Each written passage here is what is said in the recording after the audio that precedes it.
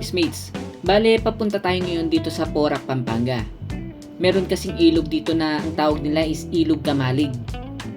Dahil uso ang car camping ngayon, lalo na ito nasa tabi ng ilog lang, sinubukan na naming tingnan. Dito pala ito mga ka-office mates sa Barangay Pio, Porac, Pampanga. Since galing kami ng Dao at saka medyo tinanghali na, kaya ito nag-exit na lang kami.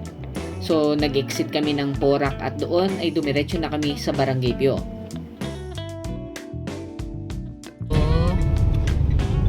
Tingnan natin kung gaano karami. Bali mga ka-office mates, diretso lang naman ang daan hanggang makarating kayo sa Purok 5. Tapos may makikita kayong sangdaan. Doon lang kayo sa right side. Tapos diretso na yon hanggang sa Ilog Kamalig na. Yan guys, oh. Mukhang camping site talaga yung lugar na to. Oo, camping site. Tagal na namin dito sa Pampanga ngayon.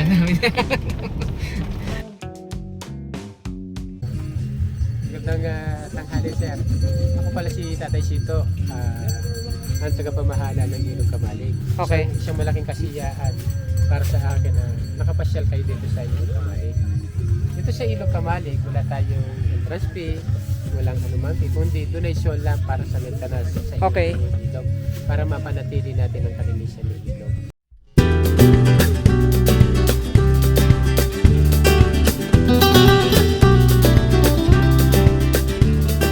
So yun mga ka-office mates, ano pang kailangan natin gawin?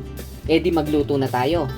Gusto daw ng mga kasama namin ng mga seafoods, kaya ayun, meron kaming bangus, tahong, hipon, saka pusit.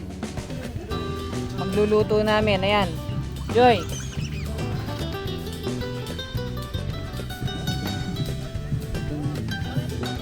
Yung tubig pala na gamit namin, galing lang rin dito. Merong gripo dito mga ka-office mates na pwede kayong mag-igib. Siyempre, donation lang rin. Meron din silang CR dito para sa mga gustong magbihis at magbanlaw after nyong maligo sa ilog.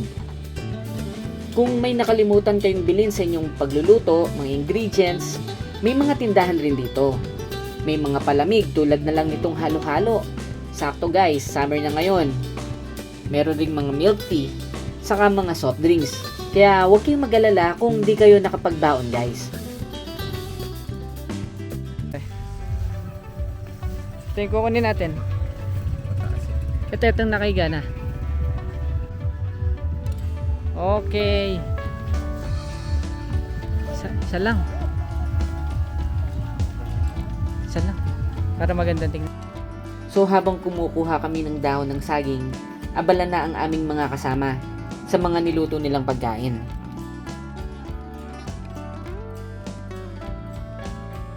Ang sarap! Nasa ulo mo! Hanapin nyo doon sa kabilang puta. Tinanggal lang ka ng ulo? Ayun. Yun. Kahit hindi naman ako... Ayan, dahil mga masim yung mga mukha nila, titikman rin nila yung manggang masim. Tignan natin kung talagang masim, ha? Ayan, sausaw na. Yo, love. Cheers! Yeah. Cheers! Tignan natin.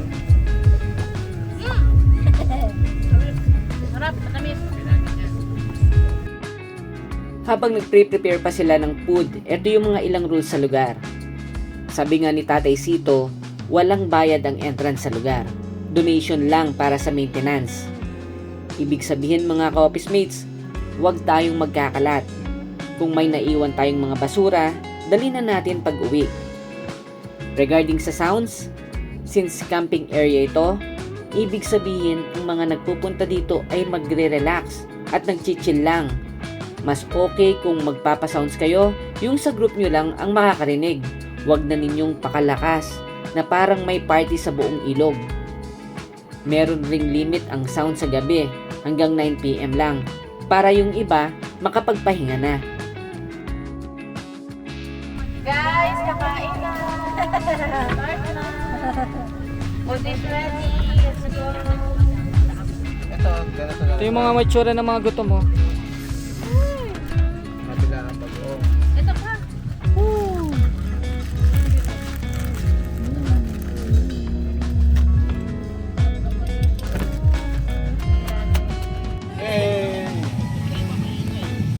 Yan mga ka-office mates, oh, inarang lang nila dito yung ano, mga kawayan para maipon yung tubig dito. Dito sa side na to, dito na yung ano. Tuloy-tuloy na doon. Daming kangkong.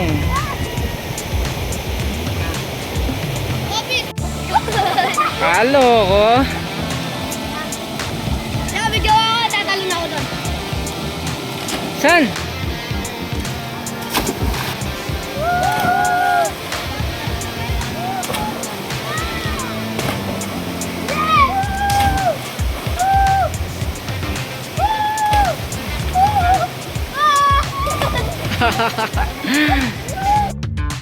Bale mga ka-office mates, kung sa tubig naman ang tatanungin nyo, malinis naman ito. Galing kasi ito sa bundok. Pero may kababawan lang. Kaya kung expect mo na magsuswimming kayo dito, mukhang malabo. Tamang babad lang ang magagawa nyo dito guys. Pero sa mga bata, tiyak ako na mag-enjoy sila. Kasi nga dahil mababaw ang tubig, pwede silang magpagulong-gulong dito. Meron pang ang part dito na pwede kayong manghuli ng isda. Merong fishing area ang lugar. So kung may mahuli kayo, nasa sa inyo na kung bibili ninyo para iluto or ibabalik lang ninyo sa tubig.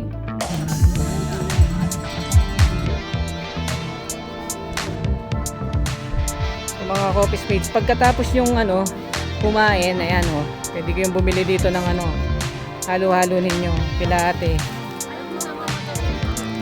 Oh, ayan. Sila yung nagbigay sa amin ng ano, ng daon ng saging kanina. Ayan, bumibili na sila ate ha. Oh, ayan. Sinabi ko dito sila bibili. Sir, anong masasabi nyo ngayon dito sa ano, experience natin dito sa ano, Ilog Kamalig? Sarap balik-balikan yung ano, yung kakain ka sa tabing ilog, nag-iihaw, mamimit mo yung mga kaibigan mo, may makikilala kang bagong kaibigan. Masarap, ang sarap ng mga inihaw na pusit, inihaw na bangus, Nakita mo kay Leo. inihaw, ano pa nga ba yung inihaw natin? Maraming isda eh. Tapos yung prutas na mangga, manggang hilaw, manggang hinog, at saka yung pakwan.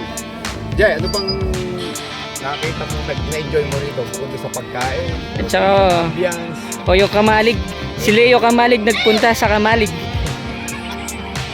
Relax lang. Tsaka kape, may kape dito. Oo nga, ayun guys oh. Ayun oh, sa nakakitang ano, campsite siya, tas may kape yan, may halo-halo pa. Tag-init na naman mga ka-office mates.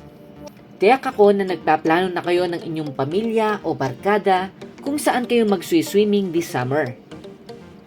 Napakarami nating mga options dito sa Pinas. Pero syempre, depende yun sa location natin.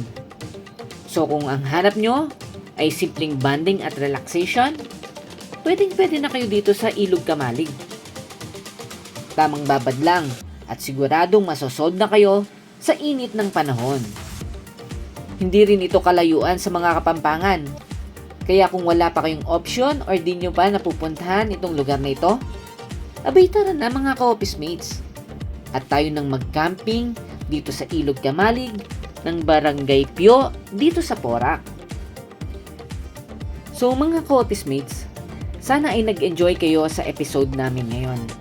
At nagkaroon kayo ng idea na may mga natatago pa palang lugar dito sa Pampanga na hindi pa natin natutuklasan na pwedeng-pwede pala nating gawing relaxation with loved ones. So guys, ready na ba kayong mag-camping dito sa Ilog Kamalig? Kung ready na kayo mga ka-office mates, ano pang hinihintay nyo? Tara!